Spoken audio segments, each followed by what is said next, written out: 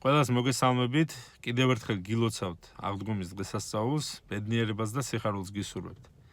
ეხლა მინდა გამოვეხმაურო, ოღონდ მე იმიტომ კი არ ვეხმაურები, რომ ისინი ელოდებიან, ან მაგალითად ჩემი სიტყვა არის მათთვის მნიშვნელოვანი. არა, ეს უბრალოდ ჩემი გვერდი არის და მე თვითონ მინდა რომ აზრი გამოთქვა ამ ადამიანთან დაკავშირებით და შეიძლება სხვის გარდაცვალებასაც გავცე ამით პასუხი.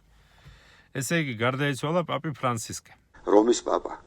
მოკლედ ჟურნალი, გაზეთი, ინტერნეტი, YouTube რეკომენდაციაში მიგზავნის არა და არ უყურებდი მე ამ ადამიანს, არც უსმენდი ბატონო.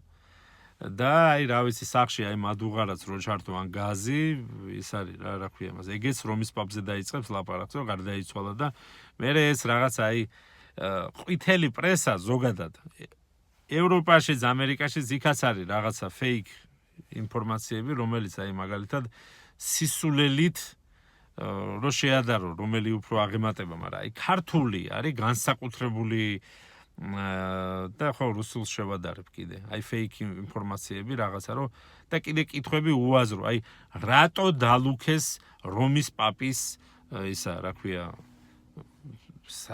ცერემონიალი და მისი სასახლე და რაღაცეები. აი კუკიაზე წადით და აი კუბოებს ვინც აკეთებს, იმას კითხეთ, რატო ილუქება საერთოდ კუბოთ ხო რა და აი ის უფრო კარგ პასუხს გახსენთ, ვიდრე თქვენ ახლა რაღაცა ყურადღება მიიპყროთ ამ სტატიებით რაღაცა. აი რატო დალუქეს მე გეტყვით ახლა. ბევრი ტაბულამ და კიდევ ვიღაცებმაც დადეს ეს ინფორმაცია. აი უნდოდათ და მაგიტო. აი სო რა, ანუ აი რაღაცა ისეთი თქვი, აი რა გააკეთა მაგალითად რომის პაპა. ეს კითხვა მაინც დასვი, ხო? ხო და აი ამ კაცმა მე ვამბობ, რომ ჩემი ყურადღება ბატონო ამ ადამიანმა მიიპყრო, როდესაც პაპი გახდა და სამხრეთ ამერიკის ეკლესია, რამოდენიმე ეპარქია, ჩილე მაგალითად, იქ ეკლესიები დახურა და სასულიერო პირები გაათავისუფლა. ბრალი და მიზეზი იყო, რა თქმა უნდა, პედოფილია და მამათმავლობა. და ვიფიქრე, რომ მოვიდა რეფორმატორი, ეს კაცი რაღაცას შეცვლის, ვიფიქრე. და ნუ ხო რა, აი დროთა განმავლობაში მე ფიცი მწამს ბოლომაკვირებს, მე გამოსვლა ბატონო გაკეთებული, ინტერნეტში დევს, ინგლისურადაც, ქართულადაც არის სუბტიტრებით და რავი, ჩემი ნათქვამით თუ არ ჯერათ გადაამოწმეთ ბატონო, კაცი პირდაპირ იძახის, რომ მამათმავლობაო, ანუ ეს არანაირი ის არ არის, ანუ პრობლემა არ არის ღმერთის ღმერთს ყველა უყვარსო. გასაგებია ბატონო, ღმერთს ყველა უყვარს. მაგრამ ინტერპრეტაცია მისცა ისეთი, რომ თითქოს მამათმავალი როა, მაგიტომ უფრო უყვარს რა ღმერთს და ეხა ასეთ მიმართულებას ეხა კაცი, რომელიც სიწმინდის გარანტი არის და თან კიდე იმას რომ იძახიან, რომ უცოდველი არის, პაპი უცოდველიაო და სანამ პაპი გახდება ეს ადამიანი ცოდვილია, ხო? კარდინალია, შეიძლება ის იყოს, რა ქვია, პადრე, მღვდელი, მერე ამაღლდეს და გახდეს კარდინალი და მერე გახდეს პაპი, ხო? ანუ პაპობამდე კაცი ის არის, რა ქვია, ცოდვილი და პაპი გახდა და უცოდველი არის. მაშინ გახადეთ ყველა პაპი, იყოს პაპი რა. კი, ახლა ჭიდაობები იქნება რაღაცა წამოესევიან და მერე იქ თავის წამოყოფები და რაღაცები იქნება. გასაგები არის, მაგრამ აი ეს უცოდველობის გარანტი რა უბედურება არის, ხო? მაგრამ აი ამას თავის შედავანებოთ, ეს თავიანთი ის დოგმატიკური დარღვევები არის და ამას თუ მიხედავენ, კარგია და თუ არ მიხედავენ კიდე იყვნენ და ყვამლის ამოსვლას დაელოდონ იმიდან, რა ქვია, საყვამურიდან, რა თუ იმიდან. ხო, რაღაცა არასწორად თქვი, მაგრამ არა უშავს. თუ რამეა შემისწორეთ კომენტარებში. ხო და აი ამ კაცმა, ხო, რაღაცა ისეთი განსაკუთრებული არ გაუკეთებია ნახდათ, რომ აი თქვა, რომ აი ამ კაცის გარდაცვალებით აი დედამიწამ აი მოკლედ რა ცოცხალი რო იყოს სვლა მაგალითად და გეზი ქონდა სიკეთისკენ აღებული, ხო? უკრაინის ომთან დაკავშირებითაც ბატონო პირველად გამოვიდა ომი ცუდია, კი ბატონო ვეთანხმები, ომი ცუდი არის, ომი არ არის კარგი. მერე რუსეთი დალოცა და რაღაცა იქ მიმართულებები ისინი ამით რა თქმა უნდა გაურკვევლობა და აჟიოტაჟი გამოიწვია ზოგისთვის, რომ ანუ რა არის ახლა ჯერ აკრიტიკებ, მერე ამბობ, რომ რაღაცა ანუ მერე უკრაინას მოუწოდა დათმობისკენ, რაღაცა უთხრა, რომ ანუ უნდა დათმონო, ძმები არიანო რაღაცა და ისაც. ესე მერე ოჯახები მივიდნენ ბატონო, ვისაც ტყვეები ყავს, იმის რა ქვია, უკრაინიდან დაატყვევეს ბატონო ჯარისკაცები, რომ აი რო თხოვოთო რეკომენდაცია რო გაგვიწიოთ, რომ გათავისუფლდნო და ისო და ხო ესეთი რაღაცები. ეხლა ასეთი ფაქტები ეხლა მე ვფიქრობ, რომ უკრაინასთან დაკავშირებით უფრო ინფორმირებული იქნება რომის პაპი, ვიდრე თქვათ სხვა ევროპაში მაცხოვრებელი ადამიანი, იმიტომ რომ მას ოფიციალური კავშირები აქვს, შეხვედრები აქვს ბატონო და ასე შემდეგ. და ასევე დამამახსოვრდა კიდე მარადონა რო იყო მასთან მისული სტუმრად და მას ფარისეველი უწოდა, იმიტომ რომ მარადონამ თქვა რომ სხვას მოუწოდებს ეს კაცი გაჭირვებულების დახმარებისკენ და რაღაცა გაჭირვების დახმარებაზე ეს როგორ საუბრობსო, თვითონ ასეთ სიმდიდრეში ცხოვრობსო. მართალი თქვა.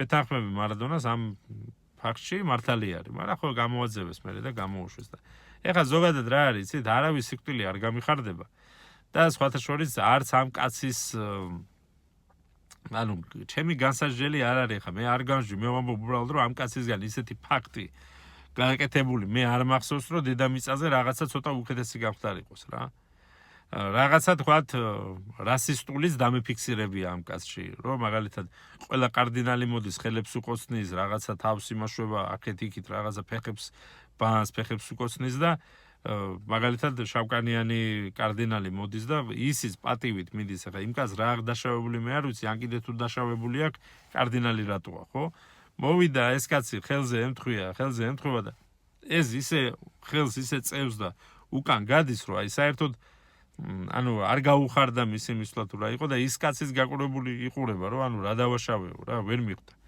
მაგრამ ხო ნუ ესეთი ფაქტები ახლა ძალიან იმას ჩაგერკიტებით კი არ უყურებ მაგას. არ შეესაბამება ხო ეხა მაგალითად გარდაიცვალა და ხო აი რო ვთქვათ რომ რავარი კაი ხაჭაპურების გამოცხობა იცოდაო ეხა სამანიშვილის დედი ნაცვალიდან მომენტი რო ავიღოთ არ შეესაბამება ხო გარდაიცვალა რომის პაპი კი არა ნახევარი სანათესაო და ოჯახის წევრები იმაზე კუკიაზე ასვლა არ მინდოდა ხოლმე კაცო იმიტომ რომ ხო რა დასაფლავებული ერთი საფლავიდან რო დავიწყებდი სანამ ბოლოში გამოვიდოდი უკვე მყარი ვიყავი რა ის ადგილზელო იქ ის უნდა თქვა ეს შესამდობარი რაღაცეები და ხო სანამ ბოლოში გავიდოდი უკვე ხო რა